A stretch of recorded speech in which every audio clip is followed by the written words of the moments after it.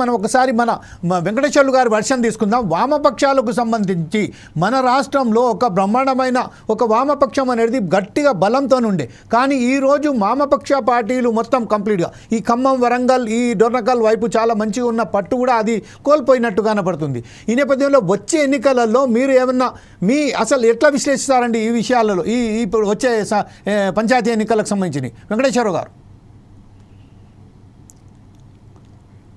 Sir, మీ phone unmute చేసుకోండి sir please.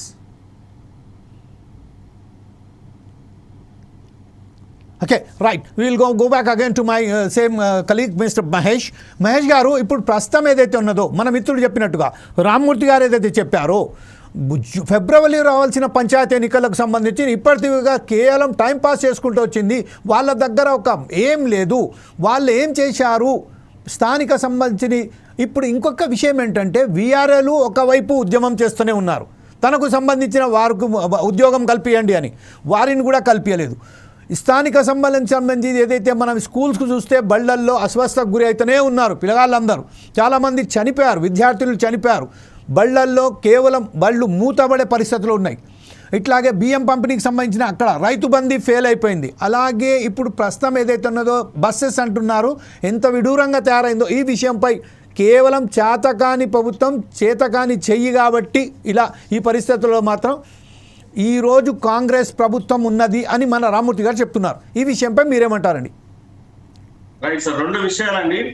మనం కొట్లాడి తెచ్చుకున్నటువంటి తెలంగాణ రాష్ట్రంలో 10 సంవత్సరాల బీఆర్ఎస్ పాలన, బీఆర్ఎస్ ప్రభుత్వం. ఆ రోజు టీఆర్ఎస్ అన్నారు, తర్వాత బీఆర్ఎస్ అన్నారు. సరే, ప్రజలు వాళ్ళకి ఏ విధంగా బుద్ధి చెప్పారు? మొన్న పార్లమెంట్ ఎన్నికల్లో వాళ్ళ గుండు సిన్న ఇచ్చారు, ఒక్క స్థానం కూడా గెలవలేదు. నేను ఏమంటున్నా, మీకు కూడా 13 రాష్ట్రాల సున్నాలు వచ్చినాయి.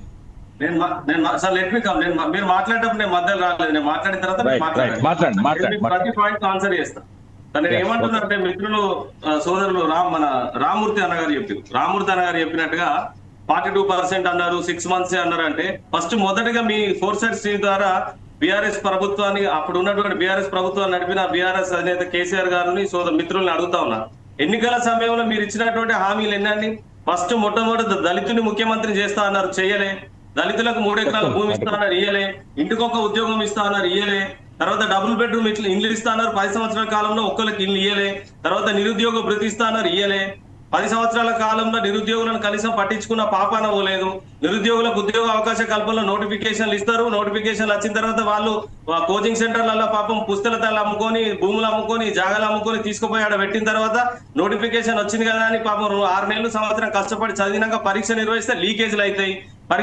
పరీక్షల లీకేజీలు అయిన తర్వాత మళ్ళీ ఏమైనా రిజల్ట్ వస్తుంది అంటే, రేపు వాళ్ళకి రిక్రూట్మెంట్ అయ్యే టైంలో ఎవరో ఒకరి కోర్టులు ఆశ్రయిస్తే వాళ్ళకు ఉద్యోగాలు అట్లా కాక 10 సంవత్సరాల కాలంలో ఒక్క నోటిఫికేషన్ ఇయ్యలే, డిఎస్సి ఇయ్యలే. తర్వాత మన హాస్టల్లో ఉన్నటువంటి పిల్లలకు సన్న బియ్యంతో అన్నం పెడతామని చెప్పి అని దొడ్డు బియ్యంతో పెట్టి వాళ్ళని పట్టించుకున్న పాపాన పోలేదు. కాంగ్రెస్ పార్టీ ప్రభుత్వం వచ్చిన తర్వాత హాస్టల్ విద్యార్థులకు మెస్ ఛార్జీలు ఏ విధంగా పెంచారో ఒకసారి పరిశీలన చేయాలని చెప్పి నేను మిత్రులను కోరుతాను. ఇదే విషయంపై ఇప్పుడు ఈ క్వశ్చన్స్ మనం ఆన్సర్స్ అడిగిన తర్వాత